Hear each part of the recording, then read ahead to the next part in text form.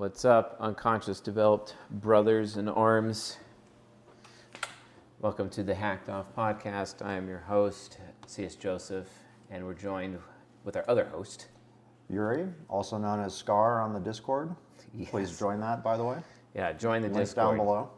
Yeah, discord.gg/ego hackers if you haven't done that already, because this is an offshoot of the ego hacker community, which is awesome. And today's show, we have a very fascinating show, represented well within my chicken scratch here. But we're going to have some interesting topics, including some comments about Mr. Devon Stack today. At BlackPilled, at BadPilled. Who knows how pilled he is these days? He must like some pills. Hopefully they're not suppositories. Faceless and nameless pilled. The faceless Fake and nameless name pilled and faceless pilled. Oh, okay. So what you're telling me is that he's just some random dude that we have no idea. Where was his account made? You know, I have no idea. Can you? Was it made in Afghanistan? Was it made in Israel? You know, who knows? You can find that out now, right? Yeah, I think so, unless they turn it off. But yeah, okay. Let's see. I'll do a search while we're looking for that. Let's see. Devon Slack. Oh, that's a funny account name. How do you check that out? I don't know about this account. Maybe hitting the about I'll give him the thing. benefit of the doubt. Account based in the United States. Yeah. Okay. Via United States App Store. Cool. All right. Well, at least they have that. I don't have a blue check mark next to my name, so I don't think I'm ever going to care. Literally, I don't think I'm ever going to care about blue check marks. I'll be happy to sell check marks to people at one point in time, but I don't think I'll get one for myself. Whatever. But yeah, we're going to be doing some commenting on Devon Stack and his obvious subconscious developed behavior on the interwebs. I'm sure we'll very much enjoy that. And but as we're going to be doing this show, we're going to be discussing some current events and some anecdotes, along with some of our really amazing experiences that we've been having with subconscious development here locally. Mm-hmm. Including today, right before the show. Right before the show. Yeah. Well, yeah. So you kick it off. What's the story there, since it happened right before the show? So we got Prius Guy and then Bad Behavior Defender of Prius Guy, and Piglet Girl, who he was with. Piglet Girl. Trying to show off. Yeah. I'm gonna open up an AI here just in case to get some additional comments. But I'm gonna ask the AI, what is or how common is mob mentality when it comes to people criticizing others for bad driving and or parking. Yeah. Criticizing others for bad driving or parking. We'll put it in fast mode because we don't want to take it forever. Criticizing others for bad driving or parking, and then the mob comes to their aid, even though you yourself are justified in providing on-the-spot criticism due to poor interaction with a car that may put others in unsafe situations, Or just inconveniencing everyone with no regard for that at all. Yeah. So what happened basically? What was going on? What's the story? Well, I like to work at coffee shops, get myself out of the house, be more productive. And so I pull into the Starbucks parking lot, and there's a Prius blocking like 7 or 8 cars who, if they were trying to get out, wouldn't be able to get out. And sure enough, there was a car trying to get out, and it was a woman. And I saw her like backing in and out repeatedly with this fucking Prius in the way. And no one in the driver's seat at all. This Prius blocking in the middle of the driving lane through the parking lot, all these cars, including her trying to get out. So I went over there because I parked in the spot that was open. There were plenty of spots open that he could have parked in as well, but chose not to be lazy. Yeah. And so I walked over to her to help her out. I'm like helping her guide out of the parking spot. And then I successfully get her out, and she's thanked me for my help. And then Prius Guy comes out to his car with his little to-go bag from the restaurant he was getting. The I don't doggy know, bag. maybe DoorDash or something. I don't know. Either way, he's blocking the parking. So I said, hey, man, like there's a parking spot right there, right there, right there. And yet you chose to park in front of all these cars and making it so they can't get out. And he's like, oh, well, what are you going to do about it? As he's getting in his car and then rolling up the window on me. Like, here's what I'm going to do about it. I'm going to tell you that you're an idiot to your face. And then you're going to do nothing. And you're Which drive, you did tell And then him. you're going to drive away. Yeah. Yeah. And then sure enough, that's what happened. And then the other guy, bad behavior defender, chimes in. The chimer. Yeah, so he wasn't blocked in. He was the one car of those 7 or 8 that were not blocked in. And he's telling me to mind my own business. And it's like, oh, well, I am minding my own business, helping this woman who was right there get out of a parking spot. That's my business. What is your business? Right? So he's chiming in, doing the exact same thing he's claiming I'm doing, not minding my own business, to tell me that. And I said, oh, well, maybe next time he can park in front of your car and block you in. Okay. So, okay. Yeah. and he's doing this in front of his woman who was standing there watching him be an idiot. One of the trying worst. to show off. Show off. Yeah. Show off to this large woman. Yes. Apparently he was large too. Yeah. His head looked large like people. Yeah, his head looked like a watermelon. Oh. He was not in the physical condition to be talking the way that he was and getting confrontational at all. Neither was Prius Guy, by the way. He's kind of the guy that you would expect to drive a Prius. Oh yeah. Whatever you're imagining that looks like, that was him. Yeah, like that the Cass Sunstein look. I think we'll probably just go with that. I would describe him as entirely devoid of testosterone. Yeah. Hence the Prius and hence his The behavior. Cass Sunstein look. Yeah, exactly. Definitely the Cass Sunstein look. And except, obviously, the woman he's with, who could have been Samantha Power, was actually just a large one. Like this is the same bullshit that I have to deal with over and over and over when it comes to like subconscious developed men that you meet in the wild. And we're in the wild today. How many unconscious developed men did I come encounter with today that I actually encountered? I think 5. 5 total. Out of the hundreds of men that were in my presence, and they're all like subconscious developed, and it's just like, wow, we really are a minority. Like, this is terrible.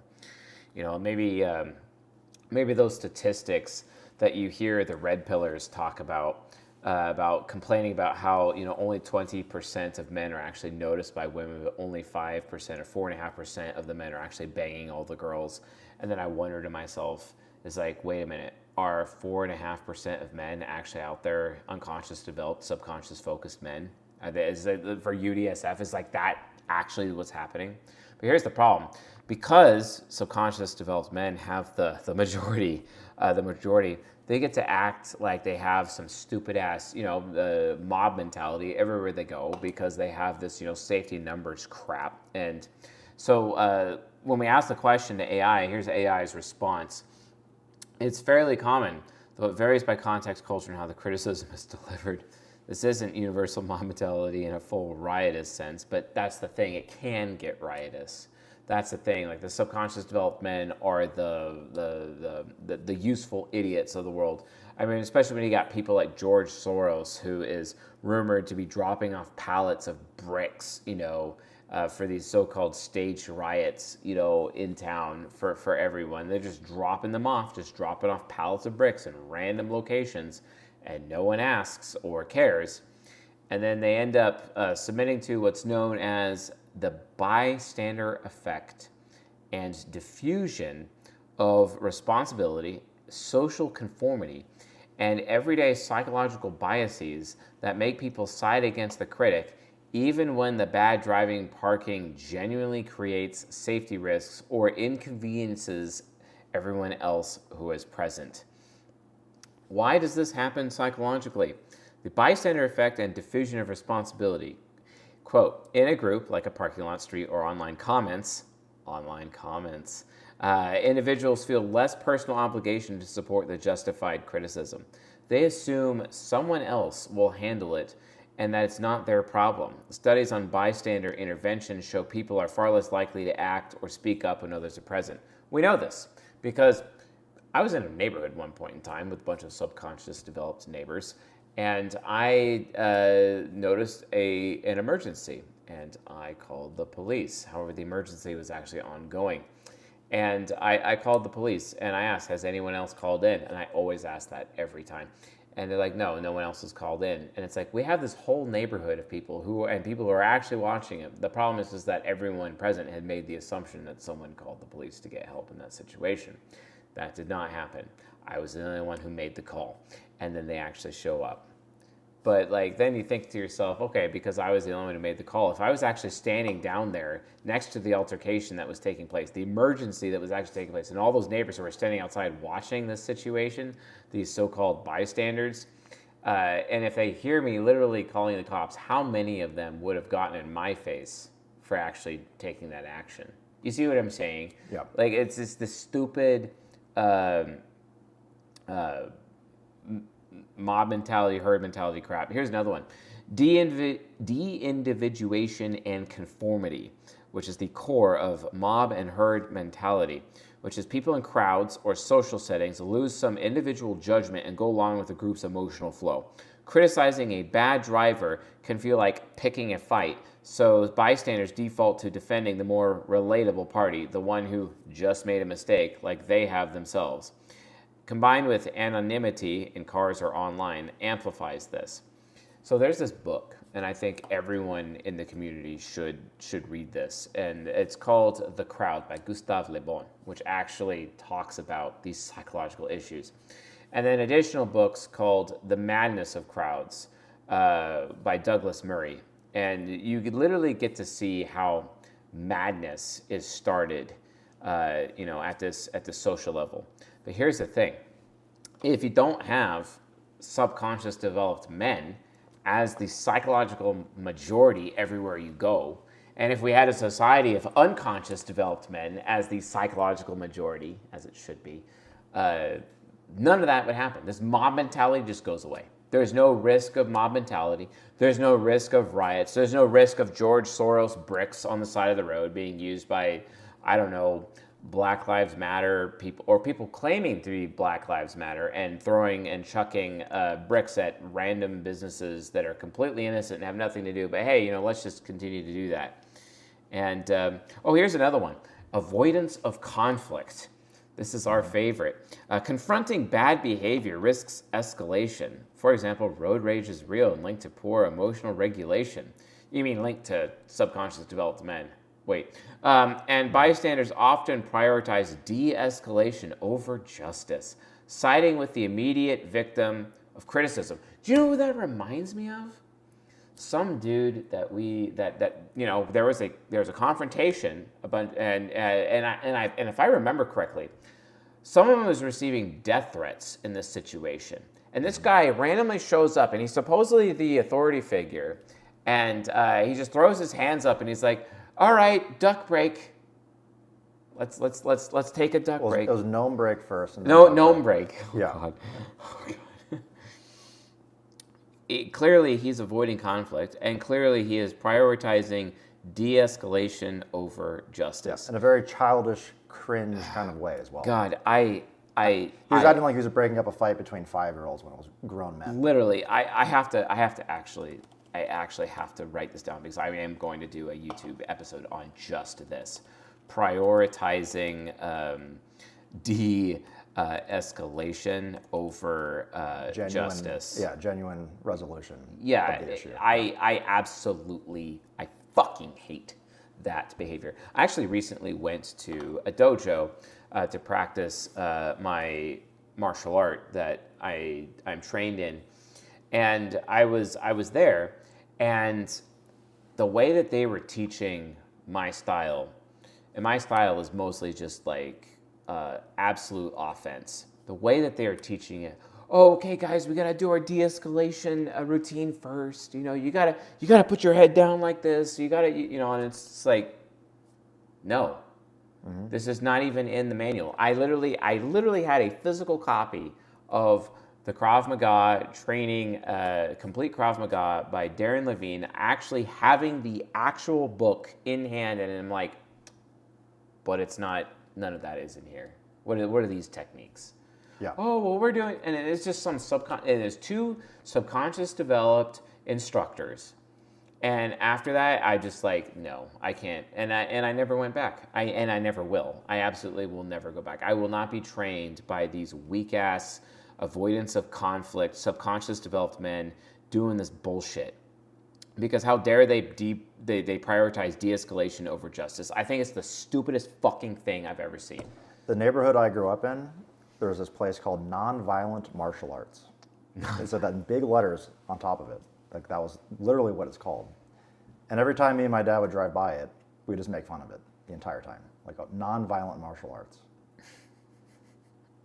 They're advertising that as if it's a good thing. Oh my God. That's the last place you want to go. Yeah, that is the last place, like nonviolent martial arts. Yeah. What is it? What is it? Like capoeira without like takedowns? Aikido without contact? I don't know. I really don't know. It's disgusting. These people are absolutely disgusting. So yeah, and you had Prius Guy like throwing his weight around, acting like he's the big dick of the parking lot, like he fucking owns the place. Apparently, he must own the place, and he's there, big dicking and parking his car wherever the fuck he wants. Maybe he thinks he's some kind of rich big shot, kind of like Steve Jobs, who is subconscious developed, by the way, who would oftentimes, he'd have about a budget about $55,000 a year just in parking tickets because he would constantly park his car in random locations and annoy the shit out of everyone, including parking in handicap spots all the time. At least that's what the rumors were. And parking right at the very front of stores. But because, he's rich or whatever, he can just pay the fine. Who gives a shit? Let's not care, right?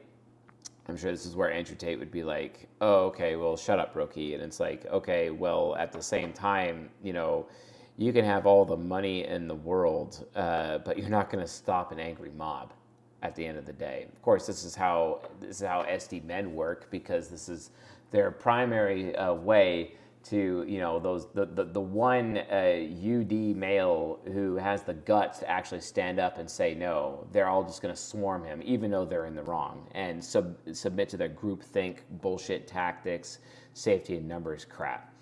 But even then, the UD man might still have the advantage. The problem is for the SD men is that literally the existence of this podcast and the movement that we've started, and the fact that our friend group has been basically gutted of all subconscious developed men in the group, and then any SD men that we've allowed to join the group are slowly transforming into unconscious development right in front of our eyes, and they are being healed of their, societal conditioning right in front of us and actually having real lives.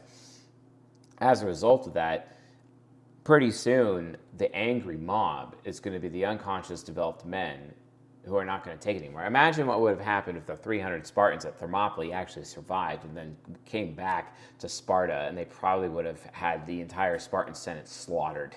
So like imagine something like that happening. Having a real mob but a real mob with actual justice instead of like this bullshit machismo-based mob justice that is, how dare you escalate something that should be escalated. Like, what do we do? What do we do? Like, it's the stupidest thing I've ever heard. And then, hey, subconscious developed men, they love them. They're Priuses. I'll never buy a Prius. I actually know someone who was offered a Prius recently, and they're like hella hesitant. It's like, I'll just stick with my Subaru, man. And they were being offered this Prius for free. I wouldn't even take a Prius for free. Well, maybe I could resell it to some cuck. There actually is something valuable about taking a Prius for free, because you take the Prius and then you give it to a woman. Mm-hmm. And that's it. Yeah. The rightful owner. The rightful owner. Well, it is kind of a vagina on wheels to begin with. The vagina on wheels. Yeah. Yes. God, I love you, man. But anyway, like when Do you have any other comments on this or any other current events you would like to share about what's going on locally with these people, like just the subconscious developed No, behavior but I took a crap? picture of him parked like an idiot in the middle of everything. And since he behaved even worse after I called him out for it, he could have just been like, oh, sorry, man, won't do that next time. But since he didn't do that, I'm going to put him on blast to an entire Facebook group locally, where the entire purpose of the Facebook group is to call out bad drivers and bad parkers in this case. Yeah, I mean, And I will not be I'm probably concealing his license plate. Yeah.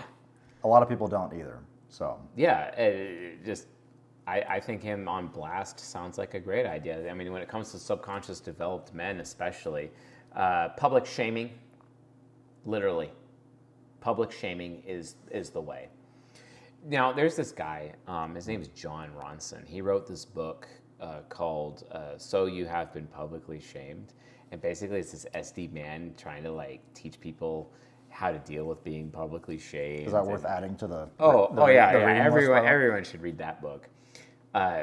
But basically, it's this SD man who's just complaining about how internet culture has led to rampant public shaming. And I'm thinking to myself, no, this is actually a good thing. We need as much public shaming as possible. People used to be flogged publicly in front of people, or put in the stockade publicly. It used to happen. Public shaming is definitely something that I maintain is very, very valuable. However, like if you go into other cultures, like in Japan, it's very illegal. You cannot do it. You have to give someone the opportunity to save face. If not, you are committing a crime there, which I find very fascinating. But then again, Japan doesn't have these, subconscious developed, bullshit cucked men walking around, treating everyone else like crap all the time, treating everyone like they're objects, literally. Because everyone in that parking lot is a fucking object to these people. That's literally it. It's like, oh, I'm going to put my comfies, my convenience, my everything above everyone else, and I'm going to make everyone else's lives worse just for the sake of my own convenience. And this guy is literally acting like some kind of entitled woman, basically a super entitled woman. And it's like, dude, like, who the hell do you think you are? Like, we don't do this. So for example, because I was that guy who parked like that once. I was that guy. And you know what? There was that guy like you.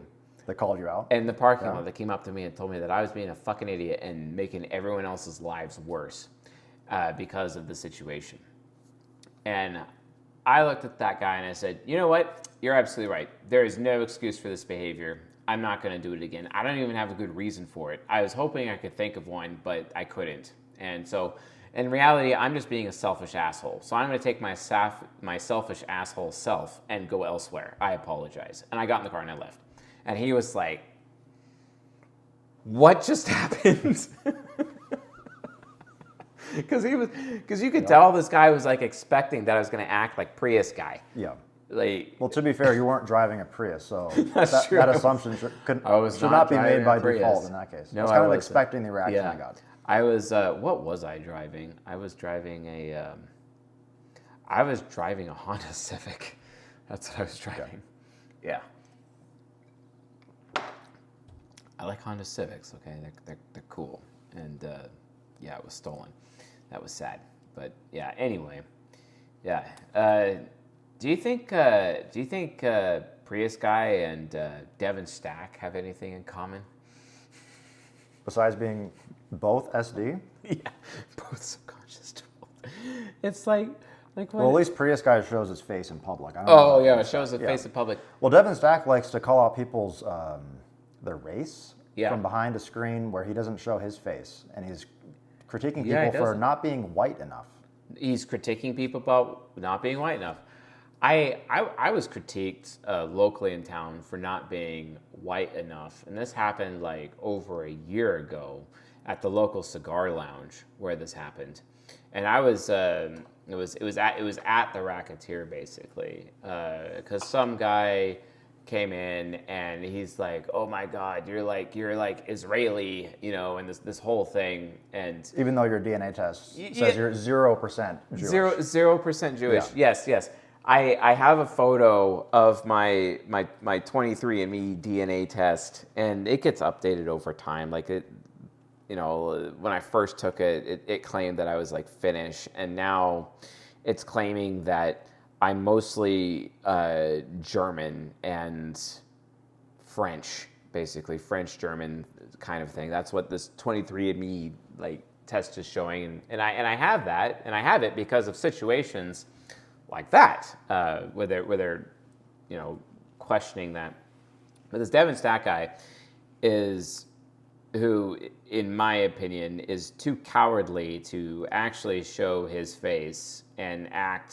It's kind of like that movie, The Black Klansman. You know what I'm saying? Like what if Devon Stack was just like the Black Klansman? Well, what's funny is he went on Alex Jones before. Really? And Alex Jones introduced him as Devon Stack and assumed that he was black because he thought BlackPilled in his name meant that he was black for some reason. And he had to clarify, like, no, I'm not black. Devon. And then Alex Jones is like, well, how do we know? Yeah. Well, how do we know? I don't even know if it got to that point, but yeah, that's just what happened from what I heard. And that's according to Devon Stack himself. Wow. That said that, yeah. Wow. Okay. Well, I'm actually a fan of some of his videos, but like all SD men, they are very good at, or not always very good, but some of them are very good at diagnosing the problem accurately since they have better perception. yes. And yet they have horrible judgment and can't come up with a solution to save their life. Yeah. So it's all about like, here's what I observe, here's what I perceive. What do we do about it? Nothing or something stupid if they decide anything at all. Yeah, it's like that book, The Boy Crisis, written by Warren Farrell. It does a great job researching and identifying the actual problem, and they're great at identifying problems. No solutions whatsoever. Hi, we need to be conditioning boys to have more emotional regulation so that they kind of be like they behave a little bit more like girls. And I'm like, oh, wait a minute. So you're trying to make men into subconscious development, and you want all of the schools, especially on the Western Seaboard, especially in California, primed to literally manufacture and condition boys into being subconscious developed. No. What was that book we saw today at the library? Oh, that book. Let me find it. How to Raise a Feminist Son, if I remember correctly. That's correct. How to Raise a Feminist Son, Motherhood, Masculinity, and the Making of My Family by Sonora Jaha. Oh, God, that's so gross. Yeah. It's just like, oh, okay, yes, let's turn all of our boys into soy boys. That way we are guaranteed to lose war to, like, yeah, and reduce the birth rates to zero. And reduce the birth rates Let's to not zero. have any masculinity. Let's not have any families. Let's not have any proper hierarchy or structure to a family or a society. I'm sure these people are going to love the Russians and the Chinese and the Iranians coming here and ravaging our women. I'm sure they're going to love that. Let's. Well, they're a bunch of cucks. They might enjoy it, actually. Yeah. Oh, yeah. I'm sure they probably would enjoy it, the soy boys, because they are a bunch of cucks, and it's just like, what the hell are we trying to do here? Are we actually going to have a society with combat-capable men? Like, no. I heard a story one time. Non-violent martial arts. Let's do non-violent martial arts, or you go to basic training in the U.S. military. You're handed a firearm. You shoot it one time, and then you don't touch a firearm for the rest of your entire tenure or career within the military. Oh, it's even worse now. It's even worse. Yeah, now they're not even allowed to yell at you, or you can have like a card. Like if you get too stressed out and you're not feeling safe anymore because you have a bunch of drill instructors or company commanders, as we call them in the Coast Guard, in your face, you can pull that out. Oh, just like that. And they'll leave you alone temporarily. It's like, oh, I'm being overwhelmed right now. I can just pull out this card and completely get off the hook. No. They do that in the I Army. will not be that guy raising my hand saying training timeout. No, thank you. No, they completely neutered basic training boot camps during COVID, specifically. Wow. And then now it's like you can't even compare it to how it used to be. Oh my God. Like, if I was in that situation and I had that card, I saw someone else in my unit or whatever with that card, I would take my card out and then go put it in his pocket. And then, of course, the drill instructor would yell at me for doing that and then tell me to give him 200, which I would gladly would, just as I've publicly shamed this subconscious developed male loser in front of the rest of the company. Like, holy smokes. Are you kidding me? Like, absolutely not. Like, how is this a thing? Like, how is this a thing, folks? Oh, well, we're going to get into how this is a thing. We're going to get there. But, like, this Devon Stack guy, correction, I just looked it up. Stress cards in military boot camps are an urban legend. Oh, so, an urban immediate retraction. Okay. But they have watered down boot camp significantly. Well, hold on. While you may retract that, I do have a guy who was in the Army. He's unconscious developed. He joined the Army. He knew exactly what he was there. He knew what his MOS was going to be. He had it all figured out. He was in boot camp. And then he ended up yelling at, like, top volume at a lieutenant. This was down in Fort Lewis, Washington State, because he ended up actually being put in front of this lieutenant because he was so insubordinate. And then the lieutenant's asking him, why are you insubordinate? What is actually your problem? You're out of control. I have to throw your ass out. And the guy's like, why? He said, I think I could quote him here, saying, quote, why the fuck is there a such thing as a training timeout? And he told me, it's like, you literally have the ability to raise your hand and say training timeout, and the drill instructor will not do anything to you. He says, it's the stupidest thing I've ever seen, and it caused me to no longer want to go into the military. He ended up in the Navy anyway and served a few years. And then afterwards, he got out. But yeah, that was his story. And it was he said it was the most pathetic thing I've ever seen. And that was pre-COVID. I think he told me that in like 2013, 2014, like all the way that far back. And it's just like, what? Like, how is that even possible?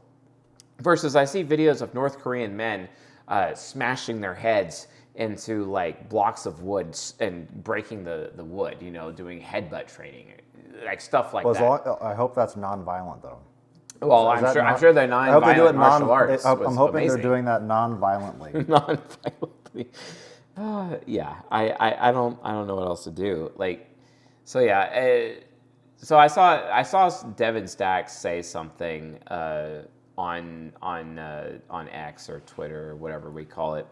And then I had no choice but to say, hey, yeah. What, how do we know? We've never seen your face. Like, what's the color of your skin? And this guy who's, like, saying, talking to people about, like, color skin, and he's absolutely... Well, hold on. What did he say specifically? Let me pull it up. Yeah, you go ahead and pull it up.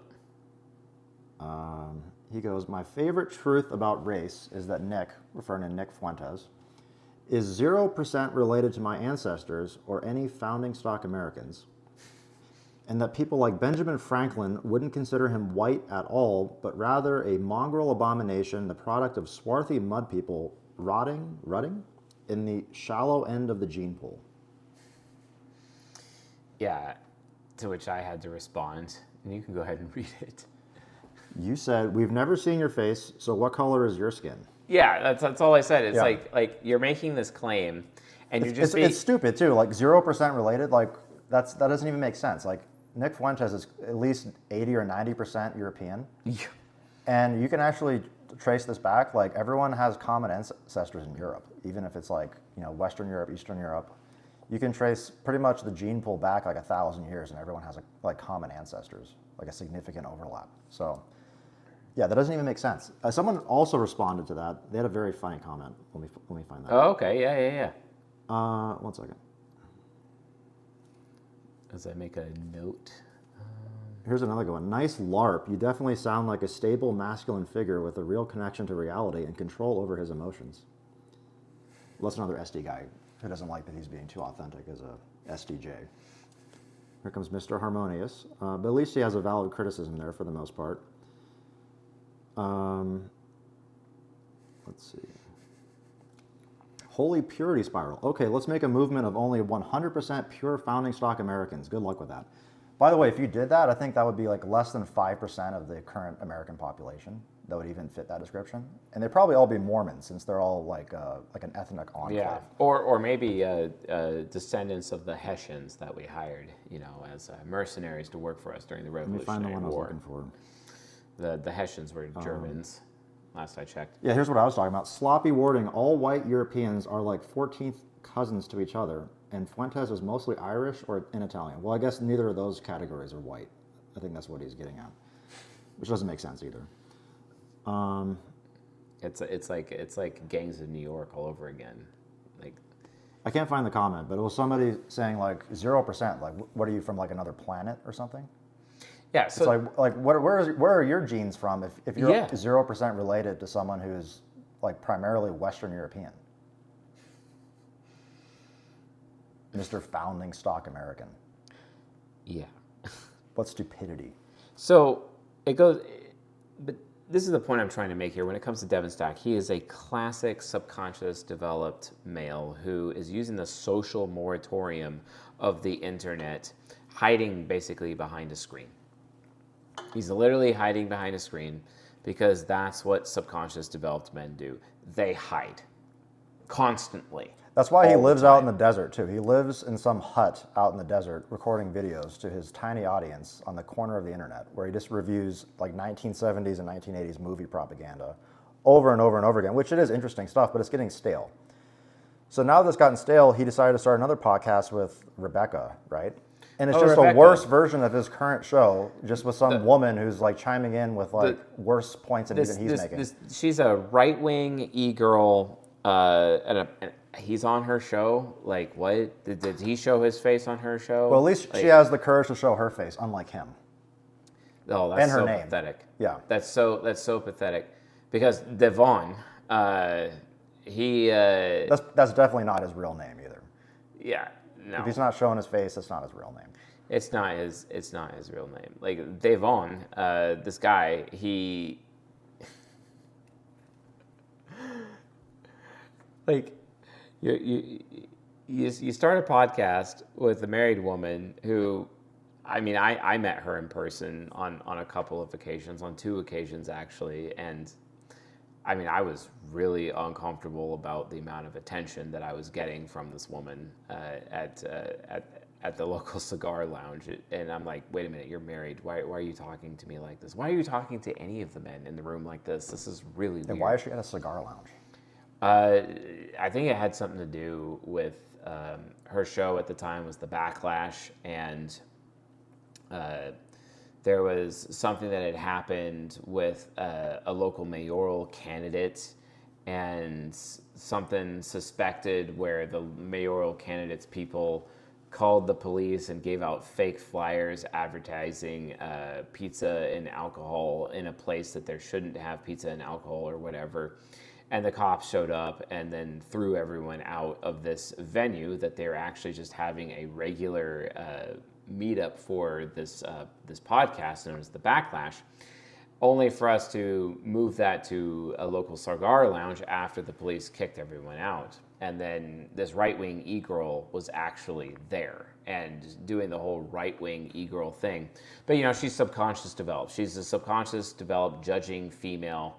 And she's married, obviously, to some implosive, emotionally implosive, subconscious developed male who's still apparently in the military or whatever. And here she is hanging out with a bunch of men in a bar. And I'm just like, lady, this is so uncomfortable. And like, why are you talking to me? Like, why?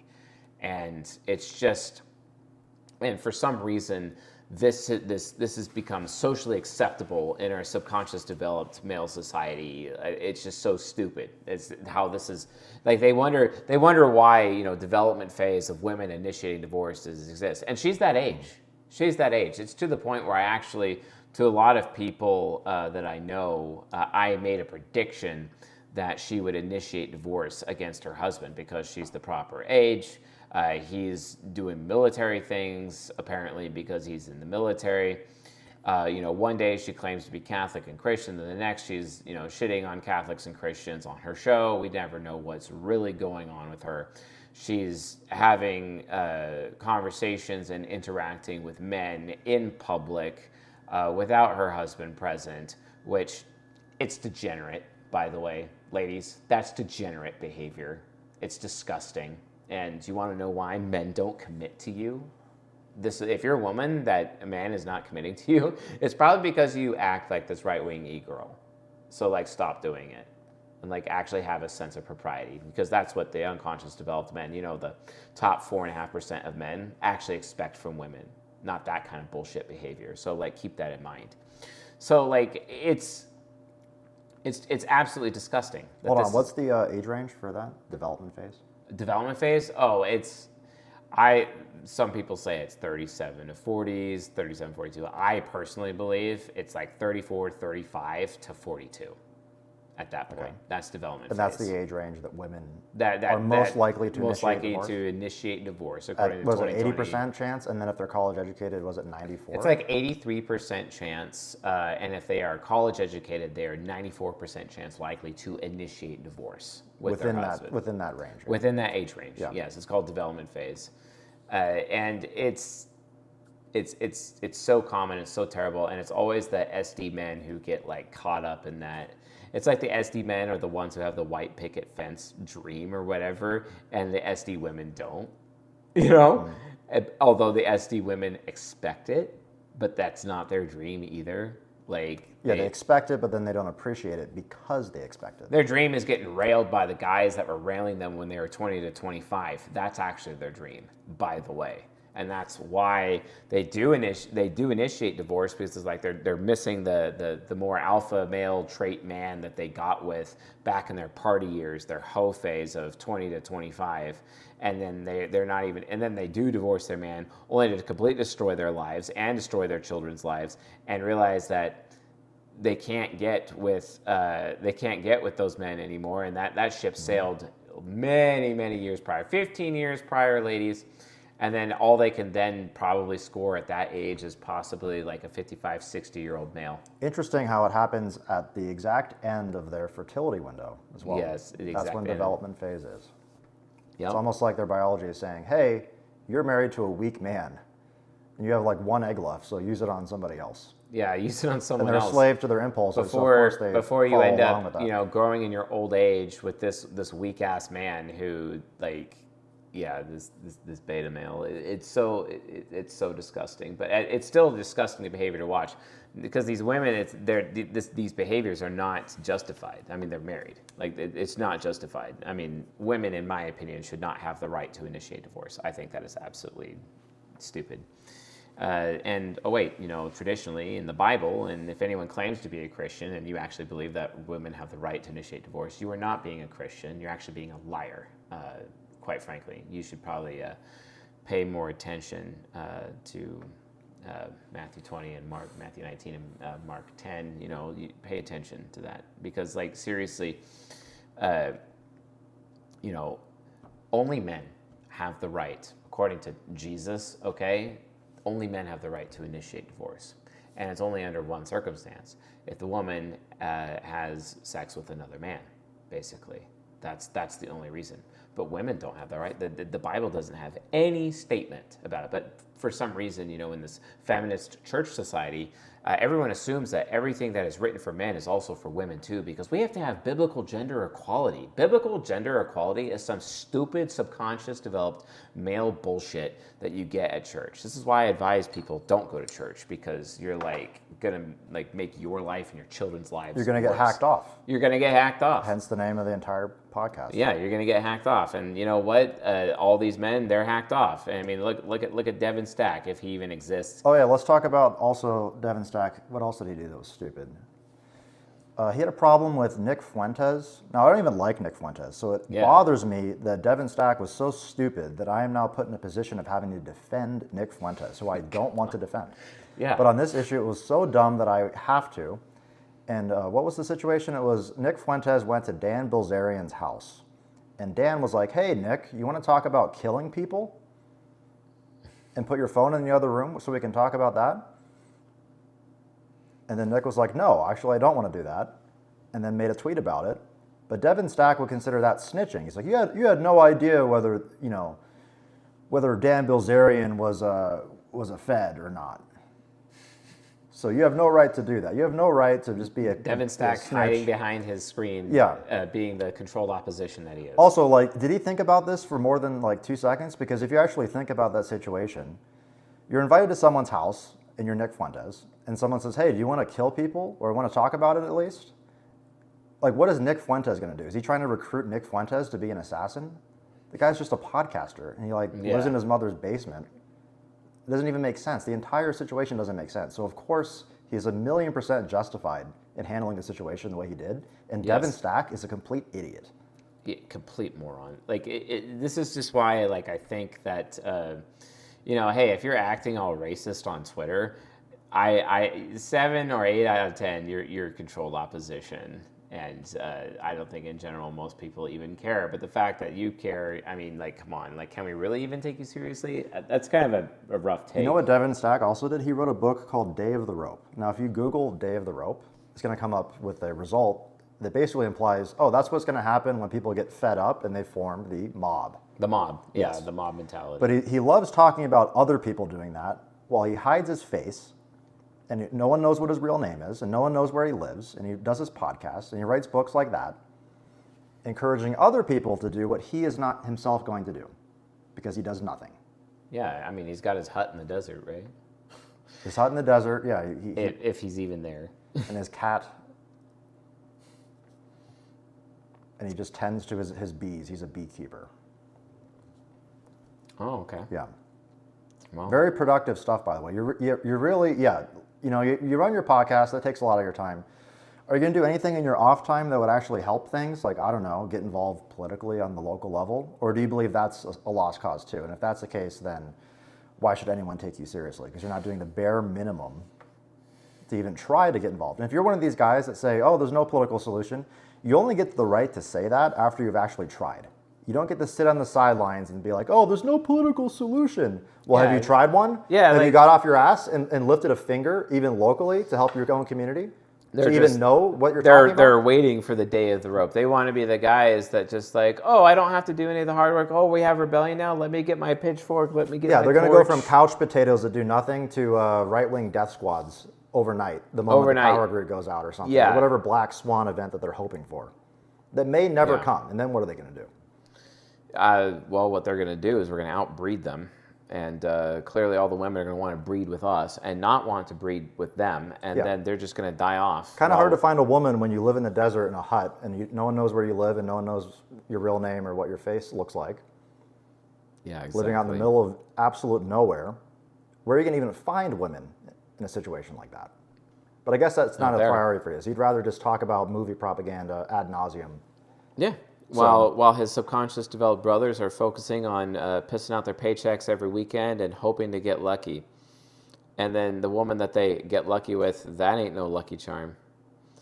It's like, that's like the path to the grave for them. And it's just like people have no clue the consequences of what's going on here. Because again, everyone is so focused on being that bystander, the bystander effect, which leads to the mob mentality, and then that leads to we don't want to have any conflict, and they're going to prefer de-escalation. And it's like, but here's the thing, though: these subconscious developed men, like Devon Stack, etc., the de-escalation is only a priority if the judgment or the justice that's being levied out by the critic at that moment. It's really only because if they themselves are either guilty or want to have the opportunity to be guilty of that specific crime later. But as soon as they get uncomfortable, they're like demanding, or as soon as they have something to bandwagon on, these are the first guys to bandwagon every single time. Every time. Even though they have not spent any time to actually properly assess the situation.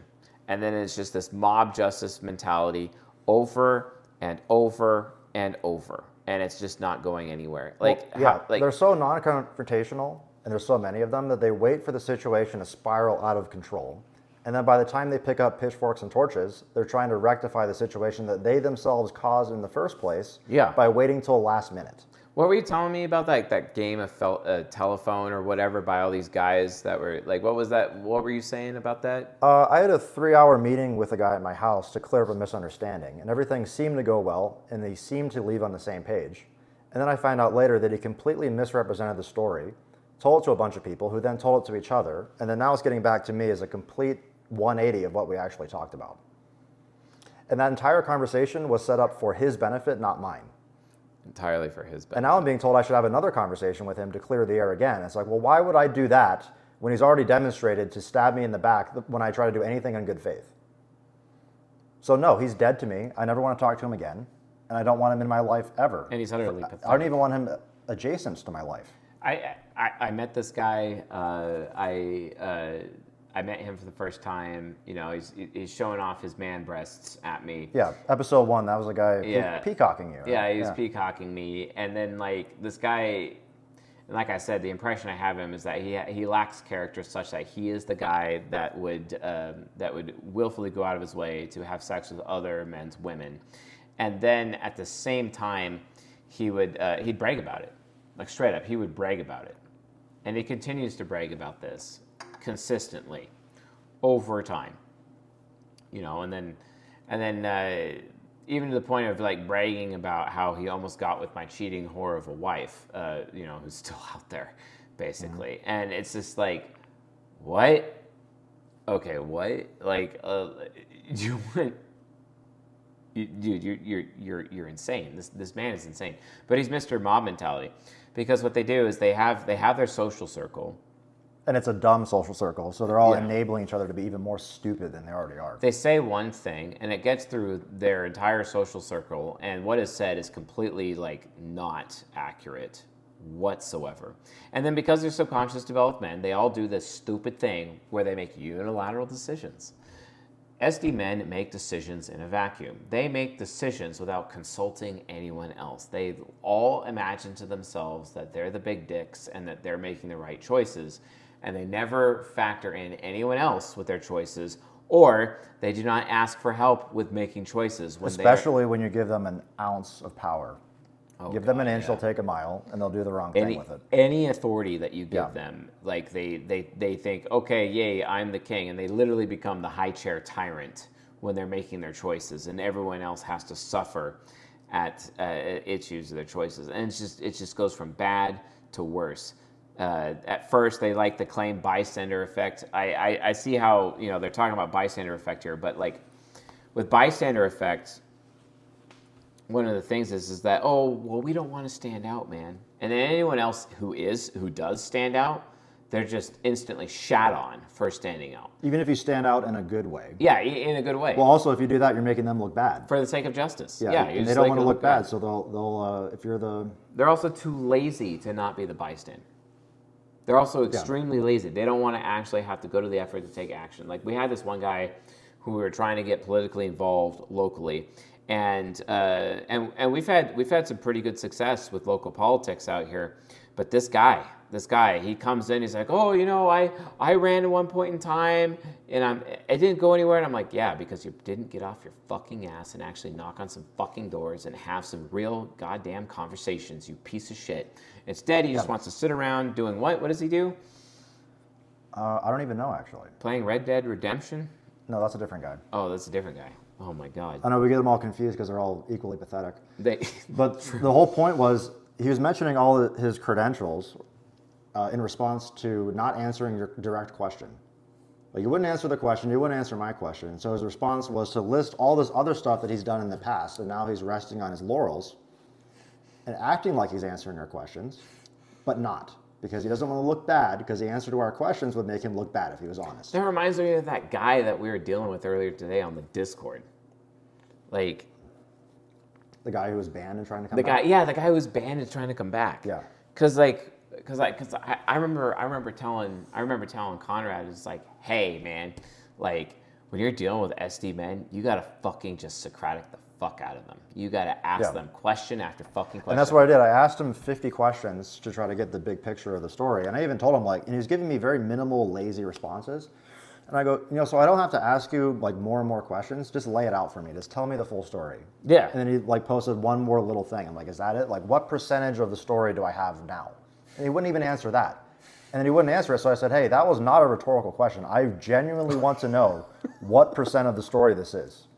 And he still wouldn't answer it. That's so good. I have to interrupt real quick. I have said the sentence, quote, That is not a rhetorical question. More times to SD men and also implosive women, but imploders, UD women and SD men. I have said that to them so many fucking times. I would be a rich man if I had a nickel for each time.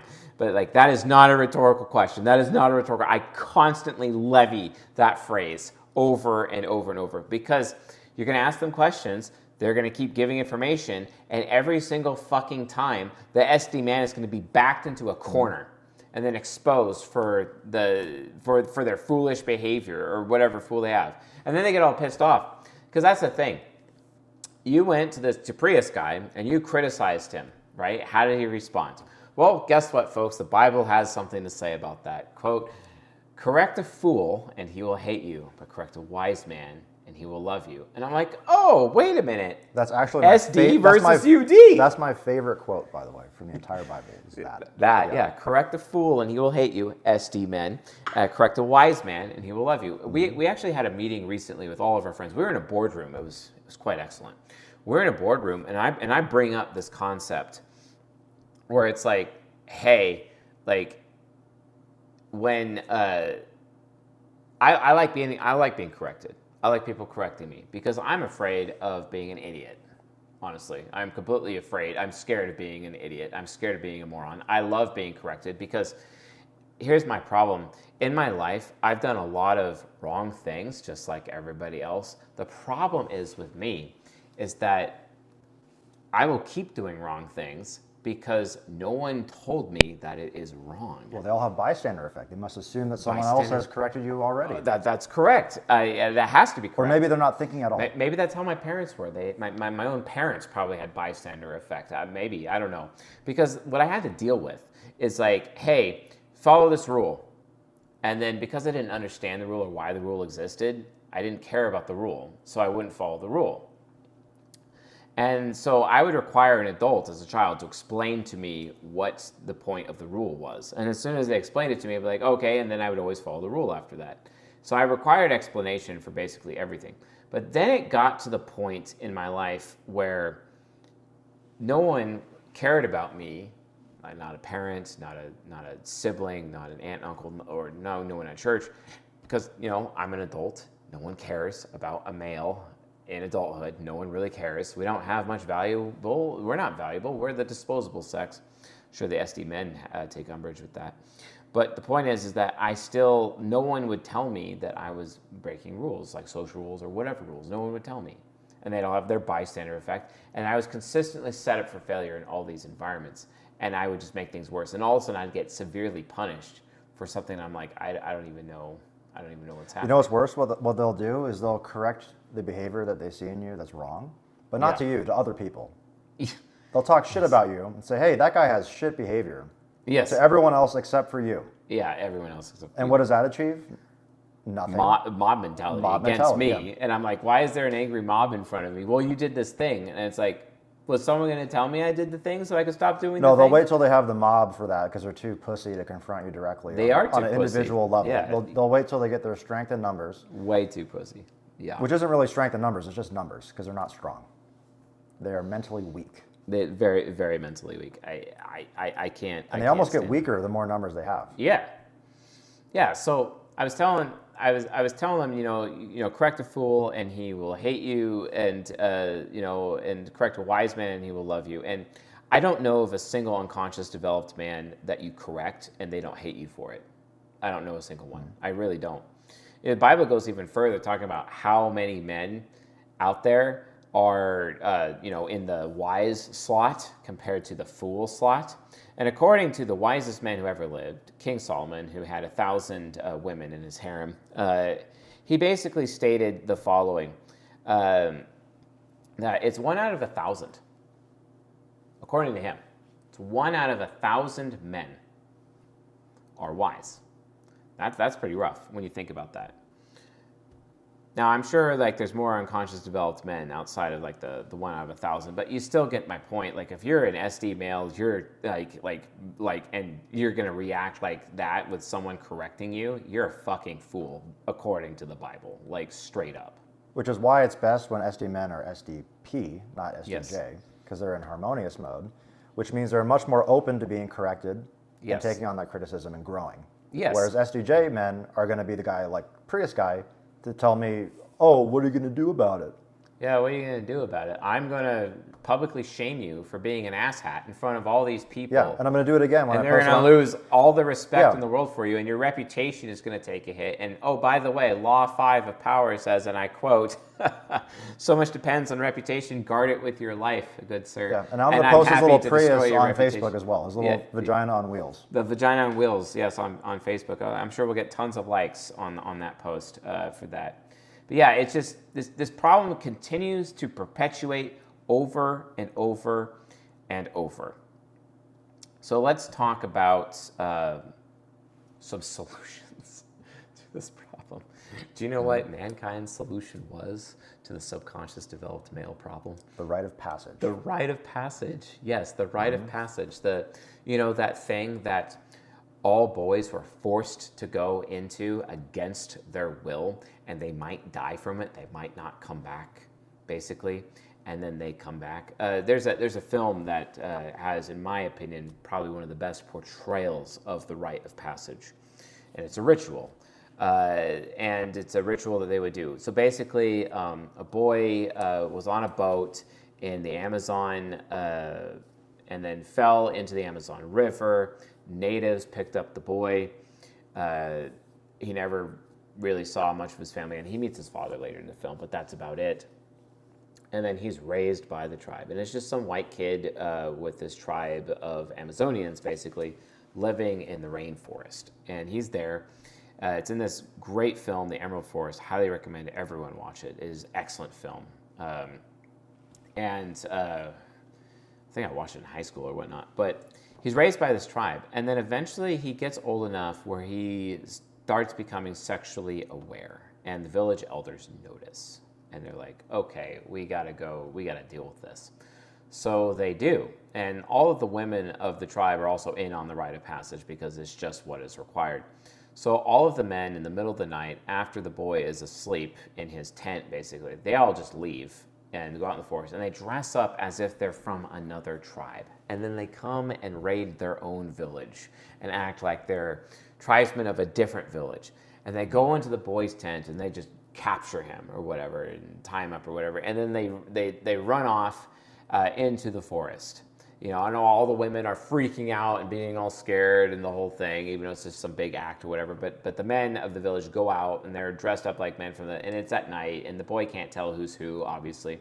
They take him to the top of a waterfall. And then they start chanting, you know, it's time for the boy to die. It's time for the boy to die.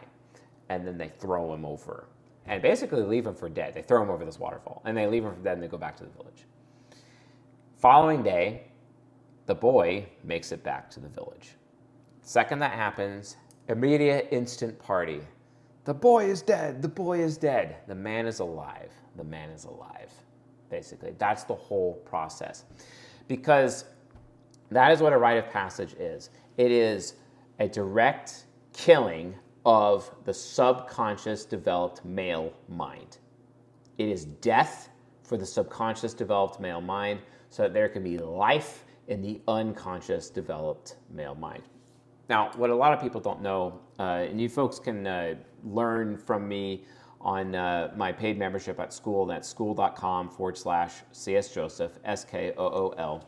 And it's like only $29 a month. Just go in there and get educated on. And you can't afford it. Like people say, Yeah. oh, that's too expensive. It's like you can. It's usually the subconscious developed males. Yeah, who are they'll saying spend that at the McDonald's drive-thru on like one order, but yeah, they can't afford that on a monthly basis. Yeah, I guess not on a monthly basis. But get into the school because I talk about cognitive development, which is why we talk about subconscious development and unconscious development, which is the most important thing to men is cognitive development. And then there's this thing called cognitive focus, which is the most important thing to women, okay?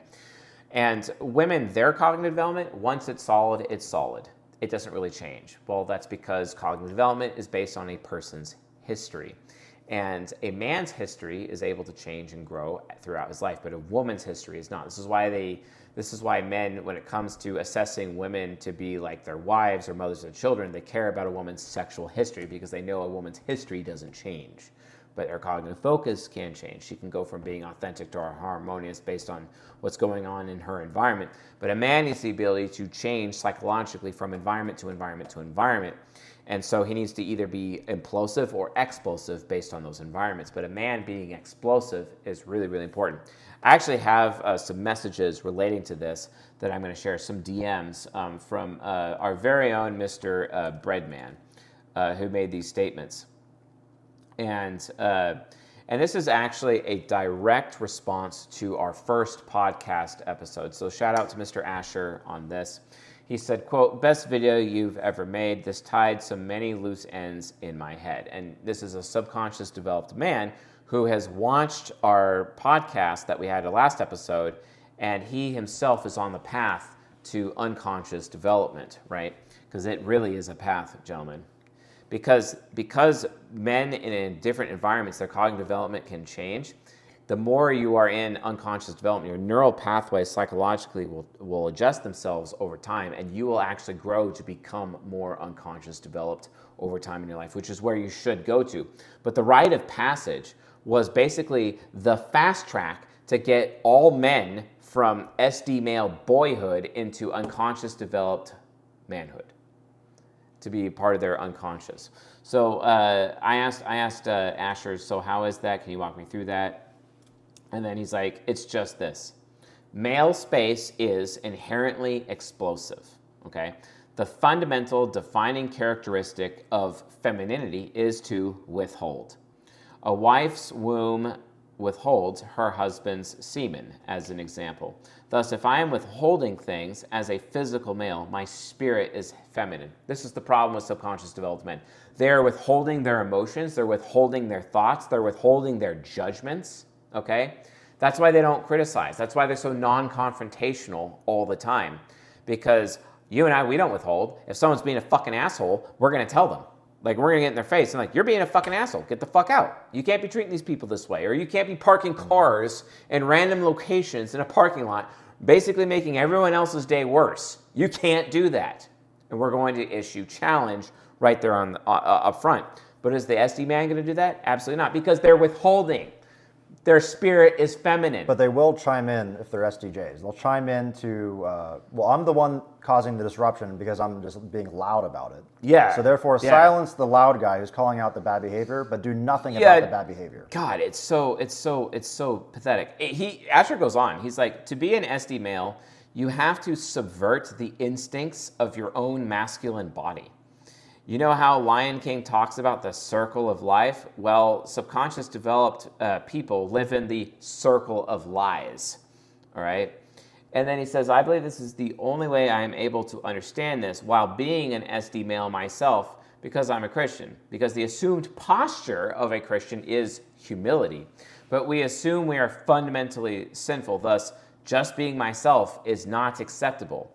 Our inherent nature is corrupted, thus, it has to change from the ground up. And okay, so we have a friend. He's going to be on the show. Alec. He's going to be on the show. He's going to be a great dude. Unconscious developed ESFJ dude. Absolutely fantastic. Ladies, seriously.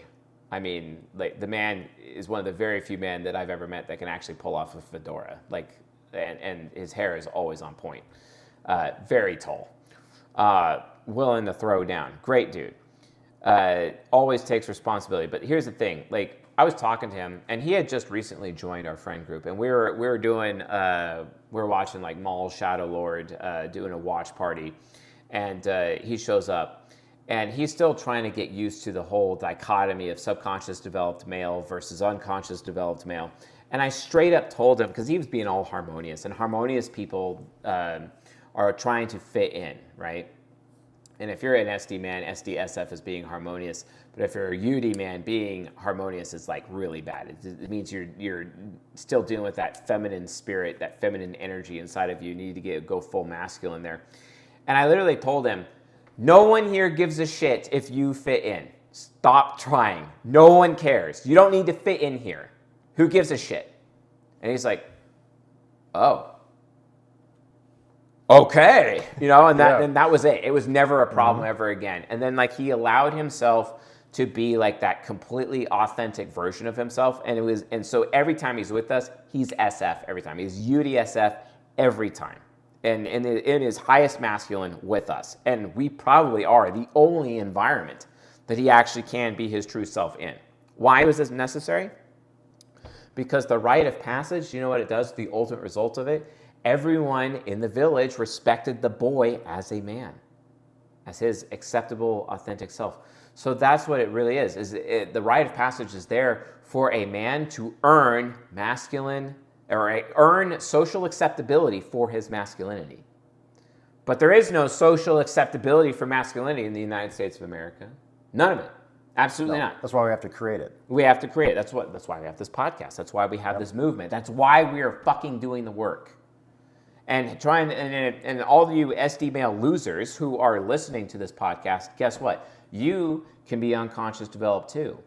And if you're offended by being called a loser, if the shoe fits, wear it. Yeah, if the shoe fits. And if it doesn't, then don't. So yeah. if this behavior describes you, then yeah, maybe you should take offense or at least take it to heart and then maybe change your behavior. But if it doesn't, then don't get butthurt on other people's behalf who it does apply to. Yeah. That goes for everyone. 100%. 100%. Not just SD men. It goes for the women too. Yeah. Okay. Okay. So let's get on to my next point. But yeah, like, ultimately the rite of passage is for becoming unconscious developed. Now, when I was in my 20s, I was like in this weird between no man's land of SD to UD. I hadn't even figured out UF SF yet at all. I was just in SD UD land, and I really had no identity of myself. But in general, I was constantly in this state of self-soothing all the time.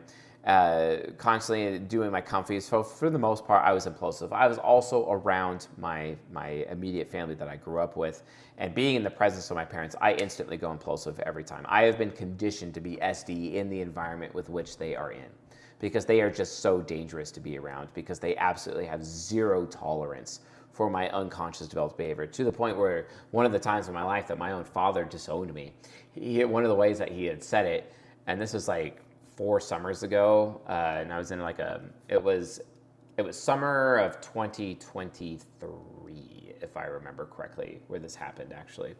Summer of 2023, and then as a result of that, he told me, well, you're just unpleasant to be around. I'm unpleasant to be around. That's what he told me. And I'm like, okay, so I'm unpleasant to be around. I'm not changing. I'm like, I'm not adjusting myself for you anymore. No. Well, what if the feeling's mutual? Which one of us is going to change? Yeah. Right? Yeah. It has to be you. What kind of entitlement is that? Yeah, well, I'm your father, so, and it's like, Dad, you're actually supposed to have me be the better version of you, and you should actually be thankful that I am better than you. But, subconscious developed fathers actually oftentimes end up competing with their sons. Idiots. Which is what boomers do all the time. And yeah, no coincidence that all of them, almost all of them, are subconscious developed, because they grew up in the glory days of America, where there was even less challenges than there currently are. Yeah, and everyone's still coddled, even now. They're still coddled. As everyone's complaining how bad things are getting. It's a stupid coddling. But the point is that if you're a man and you're avoiding pain in your life and focusing on comfort, it got to the point where pain in my life got so bad, I realized that there's no way I'm going to escape it. So then I ended up creating this motto, basically. You do the best with what you have because it's just what you have. Getting to that level of acceptance, that epiphany was literally when I became unconscious developed. When I became explosive, because it's like, I'm not going to make excuses anymore for my loser state. I am a loser. I know it. It's my fault that I'm a loser. Not that I caused me being a loser. Honestly, that's my family. But it was my responsibility to do something about it. Okay, that's a problem with SD men. They have this perspective. They all believe this, and it's so fucking annoying. Where it's like, oh, if it's not my fault, or if I didn't cause it, it's not my responsibility. Oh, but I had good intentions. Oh, I had good intentions. My intentions. No, that's false. Would that excuse work if you were driving down the street and you ran over someone, like a woman with a baby carriage, while she was crossing the crosswalk? But I didn't have any Oh, but I intentions. didn't mean to. I didn't mean It's like, to. oh, well, there's a dead baby right there because of you, and we're supposed to care about your intentions? Yeah, it's like that's not it. I literally I had to get to this epiphany, and I did, and that was like because the epiphany, I was able to have the epiphany because I realized, and this is like, it was about 26 when I had this epiphany. It happened on the 5th of February, actually, in let's see, so I was 18 in 2005. And then I was 28 in 2015, so -2. So this was in 2013 that this happened. And this was, February 5th, 2013. I had this epiphany. And this is when, like, I was 25, and I literally was just like, you know what? I made the conscious decision.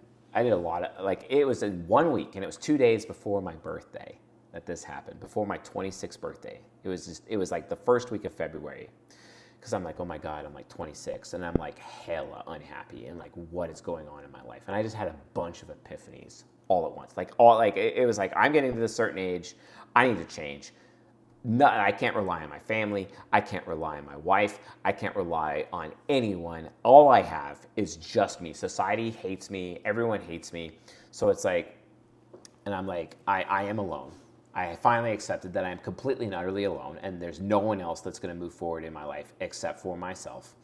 And then I ended up having the realization, and this is also just after the SHOT Show in 2013 in Vegas, where I had the most important epiphany in my life, and I had it at this strip club in Vegas, basically. I was in a strip club. My cousins dragged me in there. And the epiphany hit my brain the second my hands were touching a stripper's tits, basically. That's what happened. And I remember leaving, and this is basically my Rite of Passage story. Like, I remember leaving the strip club, going in hella spooked, hella freaked out about the strip club, and then coming out of the strip club, and I'm like, oh my God, what just happened? I literally went to a strip club. I was different. And I came out of the strip club, and I'm different. I'm not the same anymore. I'm not the same person anymore. It was this insane epiphany where I'm like, oh my God, I just became a man. My cousins were telling me, you're too pussy to go into the strip club with us. Fuck you. Like, they were like in my face. They were in my face about it. But I did it. And I refused probably like 30 plus women dealing with guilt and dealing with all this bullshit, emotional problems, and relating to that, until finally I broke down, and this SD girl was in there or whatever, and I decided to have her and gave her money and did the whole thing or whatever, and then I left the strip club. But when my hands made contact with her bare tits, the second that they did, it was literally at that moment, and I'm like, oh my God, I'm a complete total loser, because I had to pay for this. There are men out there that don't have to pay for this. I'm fucking stupid. I'm a fucking loser. I'm completely alone. No one actually gives a shit about me. The only person who gives a shit about me is me. And I could have something like this every fucking day, multiple times a day, if I just realize the truth. And that is, I have to do the best with what I have because it's what I have. I need to stop whining and complaining about how I was set up for failure in my life. That's the SD male mindset. Even if you were, like you said, it's not your fault, but it's your responsibility. It's not my fault. It's my responsibility. That is the core epiphany that I had that moved me from subconscious development to unconscious development. That was my rite of passage at that moment. But in order to have that rite of passage, see the thing, the rite of passage is actually all of the pain of life that I had from my teenage years to then stored up, because rite of passages hurt. they're extremely painful. Some dudes put their hands in the gloves of like bees that like sting them for 24 hours. And if they make a single sound, they have to do it all over again. You can't be a pussy in that tribe. You have to stay silent. Silent as a grave. You can't flinch, you can't move. You just got to take the pain. And if you do, you have to do it all over again some other time. And you've brought shame to your family and shame to the tribe. And they all shit on you, like the omega that you are, the omega loser that you are in the wolf pack or whatever. You can't even do that.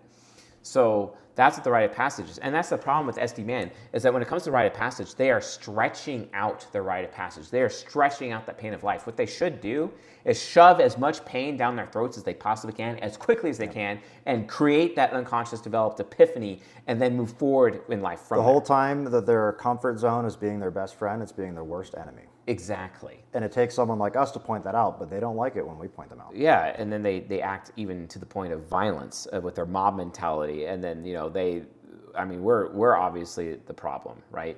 We're the beast, but they're acting like fucking Gaston, caveman, and then getting the huge mob with their pitchforks and their torches and going to go kill the beast, even though the beast didn't do anything wrong at all. In fact, he probably saved somebody in the process. Idiots, because that's how UD men are.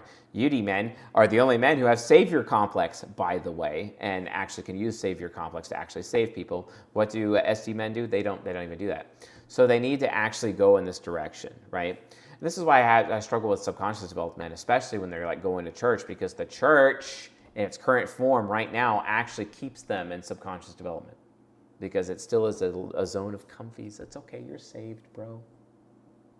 That comfies, that comfort. Comfort kills unconscious development in men.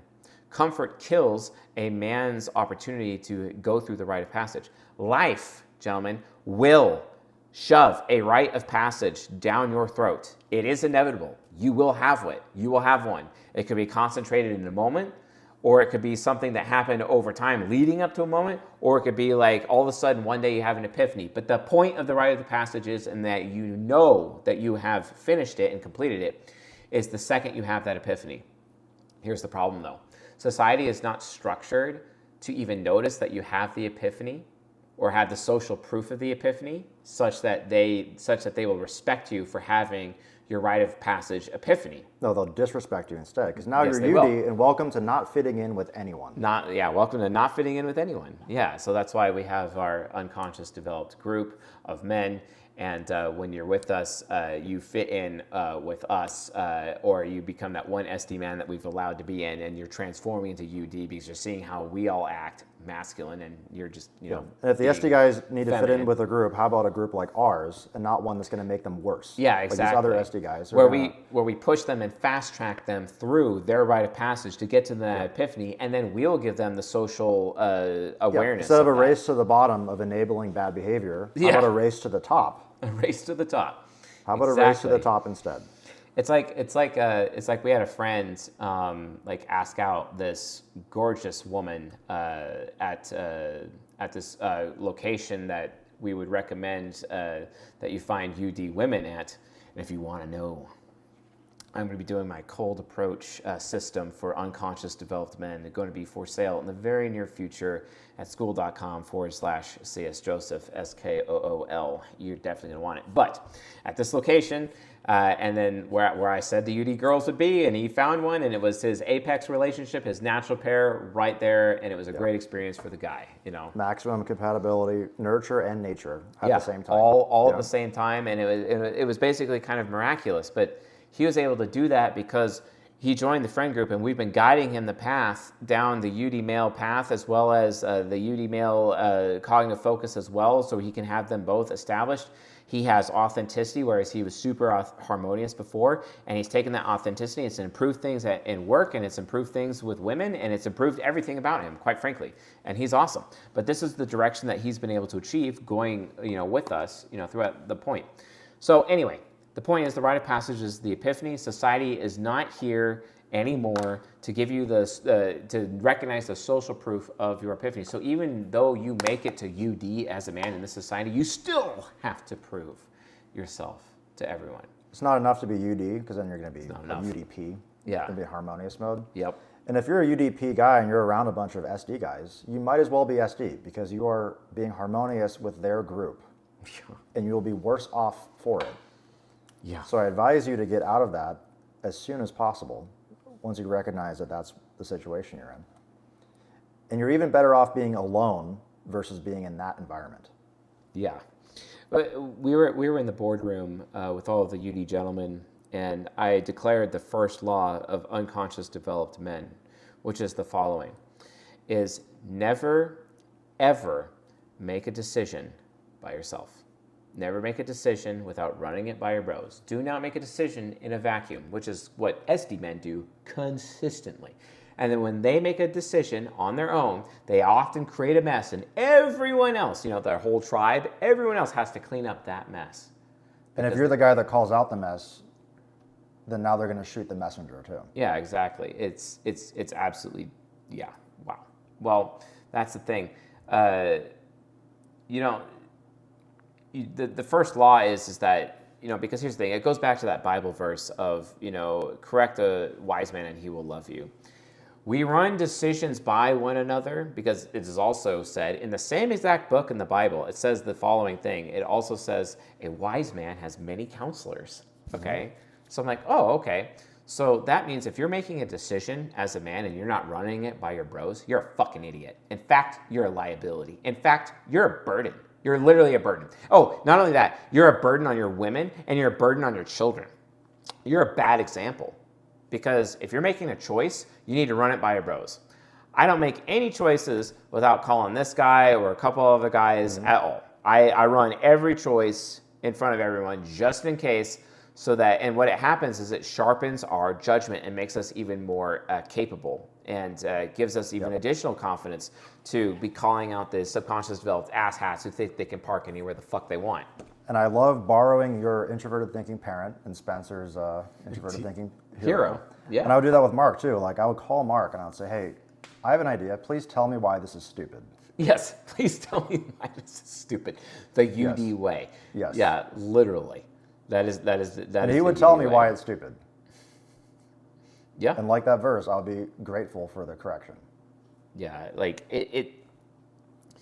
it's the best thing. That observing, like if you want to be UD as a man, first thing, follow the first law of UD men. Follow that law. I don't care if you're SD, whatever. I don't care what cognitive focus you have. Follow that first law. You'll start to build the neural pathways of becoming UD. And then, not only that, you'll start to see, like with your bros and all their decisions that they're doing, you'll start to see really quickly if they're actually good for your life or bad for your life. If you're actually part of doing the mob mentality. Because if they're going to give you things, information that you've already, conventional wisdom that you've heard from someone else, that's an SD male way. Like, how much of our conversations has anything to do with conventional wisdom? Have we ever even had conventional wisdom in our conversations once? No. I don't think so. Not even one time. And also, we have to be careful we're not projecting our own bias. Yeah. And we are aware of our bias because Yes. we understand this stuff. And you can too, school.com/CS Joseph. Yeah, get in there. And that way you're not giving the wrong advice to the wrong people. It's so bad. But here's another thing, though. To finish the Rite of Passage topic, want to take a little moment here to discuss brain development. So women's brains, once their cognitive focus is set, they're set. Okay, so a woman raised in isolation. Cognitive development is Cognitive development, it not is focus, set. yeah. Yeah, not focus.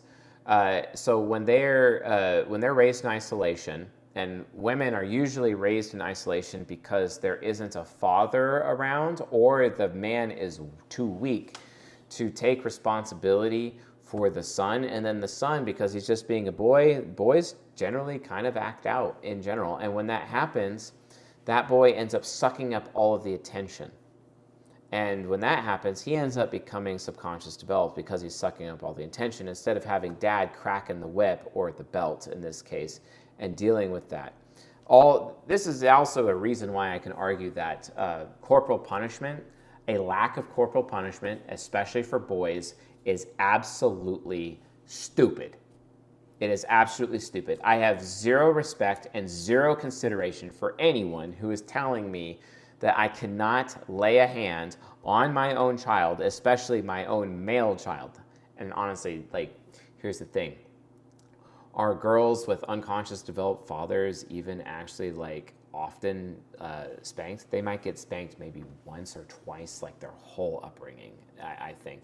But with the boys, it absolutely has to happen because it guarantees that they're not going to end up as subconscious developed male cucks later in life, thus ruining our bloodline, thus becoming a problem. They're making their unilateral decisions, creating messes for fathers like us who have to actually clean up the mess of our own son, which also the book of Proverbs in the Bible, where all these verses are coming from, actually talks about this.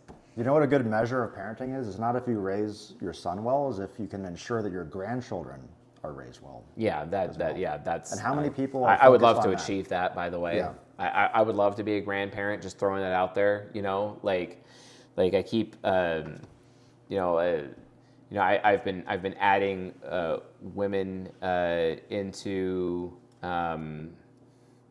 Adding women into the family and whatnot, and so I can have more children and thus ultimately grandchildren as a result. But I entirely agree. Like, you have to be able to parent the children correctly.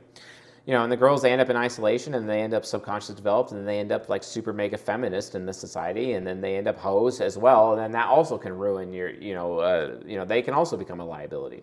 You really have to move people and families into unconscious development as much as possible, and that's absolutely critical. So, but here's the thing: the younger a man is, and I think this will probably be the final point, because it's about brain development. Is like the younger a man is, the more pliable his brain is. Because it's almost as if his soul or his brain is still somewhat a clean slate, somewhat a tabula rasa.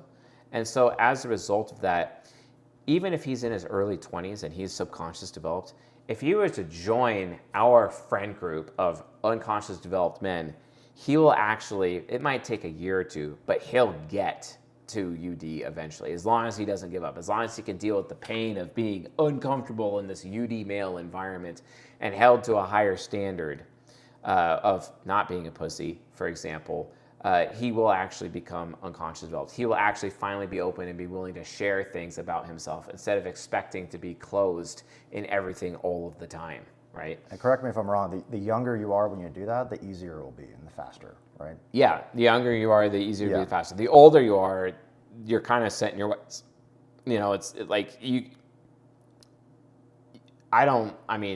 Maybe around like, is a 40-year-old man even capable of moving from SD to UD? I don't know. It's like the dog that is too old. You can't train it not to pee on the carpet anymore. Yeah, exactly. That's my concern. So they have to start young, and that's what childhood is supposed to be. But now men are not actually able to complete their childhood until their 20s, and they're literally actually having two childhoods. Their actual childhood, and then you're 18 now, get the hell out. Sorry for my poor parenting. And then they have to learn how to parent themselves, which they usually fail. And I had to learn how to parent myself. And then they get parented by the unconscious developed male group to actually parent them, these boys. But that's not happening either, because the unconscious developed male group doesn't exist, except here locally with us. You might want to join it. We'll show you folks how to figure that out in the future. So, but yeah, the point is that being in that unconscious developed male space, not that stupid subconscious developed social circle or male space, it's completely different. I mean, you're going to have the unlimited game of telephone mob mentality. Let's bandwagon on something, and then all of a sudden realize that we actually end up committing heinous crimes because we're all succumbing to groupthink. Or you can get into the unconscious developed male space that actually cares about justice and righteous criticism, instead of over here in subconscious developed circle, which is indignation. And here's what indignation is. It is, I perceived that you did something wrong to me, so I'm going to react and do something wrong to you, even though it's just a perception. When they could just ask questions and clear that up immediately. But they won't do that. They're not going to do that. No, they got to keep their social moratorium, man. They got to have their bystander effect. They got to have their mob mentality. They have to have their, we're just going to avoid conflict. The Bible is clear. As iron sharpens iron, so does one man to another. but there is no sharpening happening in a subconscious developed male environment. It's all just a show. It's a show. It's not anything real. Whereas if any of our bros fuck up, or even if we fuck up, our bros are in our faces or we're in their faces, and we immediately change. Actually, recently, and I think this is probably like the final thing, we actually had one of our bros actually commit a social faux pas, a really big one that would lead to potentially fist fights or worse in the friend group. And we held him accountable for it. He immediately took responsibility for his actions. He apologized, and forgiveness was levied to him. And I don't think he'll ever do it again. I really don't think so. I really don't. And as a result of that, it just makes the men that much stronger, and we have really, really strong male space. And having the strong male space is important because another gentleman ended up almost getting with a woman that would have completely ruined his life, and then we're like all coming up to him and be like, no, you can't get with that woman. No, absolutely not. We all just collectively vetoed that decision. And now he has a chance at even a much better woman by miles, and who's also half the age of that other woman that he was looking at, which is even better, way better for him. And that happened within what, 1 week? 1 week. That happened within a week, and it's just incredible what we've been able to accomplish with these guys. Their lives are better. The women in their lives are also better. It's absolutely critical and for them. So, but yeah, I think we've done pretty well for this episode. What do you think? Yeah. Yeah. All right, cool. Hey, folks, I think that's it for today. So thanks for watching and listening, and I'll see you guys on the next episode.